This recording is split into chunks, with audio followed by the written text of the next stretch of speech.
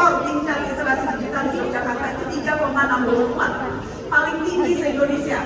Jakarta saja yang seringkali disebut jadi barometer itu skornya 3,59. Jadi Jogja paling tinggi. Walaupun ada disclaimer-nya, walaupun angka itu kalau kita bandingkan dengan negara-negara lain ASEAN minimal, itu kita masih di bawah. Rata-rata tingkat literasi digital kita di ASEAN 62%, rata-rata ASEAN yang lain 70%, bahkan di Korea itu sampai 90%. Jadi ya boleh senang, tapi PR-nya masih banyak. Sama saya mau bicara satu hasil survei lagi, sambil sekaligus menegaskan bedanya jurnalis dengan politisi. Politisi biasanya bicara tanpa data. Kalau jurnalis, kalau akademisi harus bicara pakai data. Supaya nggak salah saya masih sebutkan. Ada riset kolaborasi teman-teman. Ini kolaborasi internasional dengan UGM, spesifiknya Departemen Teknik Mesin dan Industri. Ada teknik industri di sini? Ada ya? Jadi ini dilakukan antara Departemen Teknik Mesin dan Industri UGM dengan Deakin University di Australia. Nah, survei ini untuk menganalisa tingkat kemampuan Gen Z, spesifiknya Gen Z, dalam menilai hoax.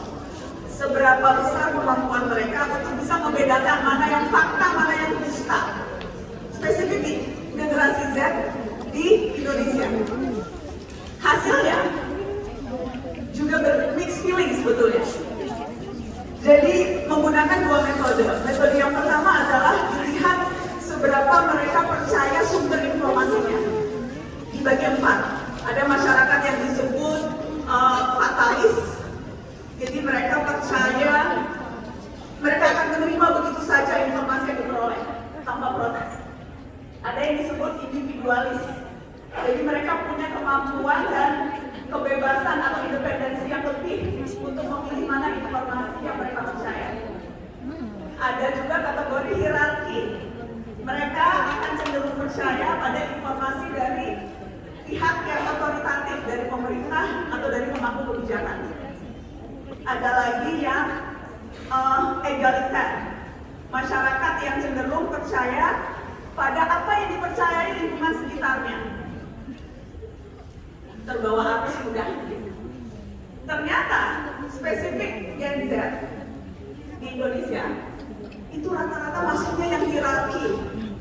Jadi dede-dede jauh lebih percaya pada informasi yang berasal dari sumber di pundak, terutama pundak mahasiswa yang privilege nih. Ini yang ngumpul malam ini di Masjid UGM, apapun latar belakang keluarga, apapun latar belakang ekonomi, yakinlah bahwa kalian orang-orang yang privilege.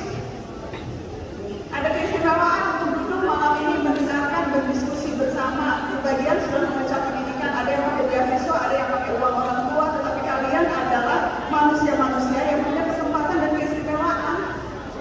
Jangankan buku aja di Jambi, perempuan-perempuan seperti kita mau beli pembalot aja nggak ada duitnya deh. Kalaupun ada duit terlalu mahal, pembalot sekali pakai. Itu contohnya. Negeri ini terlalu luas, terlalu besar.